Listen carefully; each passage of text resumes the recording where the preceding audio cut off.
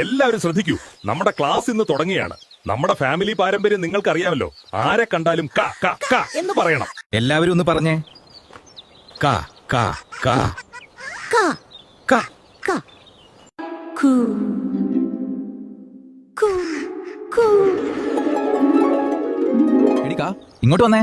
നമ്മളൊക്കെ ക ക ക എന്ന് പറയുമ്പോ ഇവ മാത്രം എന്താ കൂ കൂ കൂ എന്ന് പറയുന്നേ? എന്തോ പ്രശ്നമുണ്ടല്ലോ. ആ ഓ, ഇയാൾ രാവിലെ തുടങ്ങിയോ? പാവം കുട്ടി ആദ്യമായിട്ടല്ലേ കേൾക്കുന്നത്, അതുകൊണ്ടായിരിക്കും. നിങ്ങളെ വെറുതെ സീനാക്കണ്ട. സീനോ? ഇവന്റെ കളർ കണ്ടോ? ഇവന്റെ ബോഡി ലാംഗ്വേജ് കണ്ടോ? സത്യം പറയടി, നീ ആ പാട്ടുകാരൻ കുയിലിന്റെ കൂടെ സംസാരിക്കുന്നത് ഞാൻ കണ്ടതാ. നിങ്ങൾ വെറുതെ അതും ഇതും പറയല്ലേ. ഈശ്വര, ഈ സംശയരോഗം എന്നാണാവോ മാറുന്നത്? അവൻ എന്റെ ബെസ്റ്റിയാ. നിങ്ങൾക്ക് എന്നെ വിശ്വാസമില്ലേ?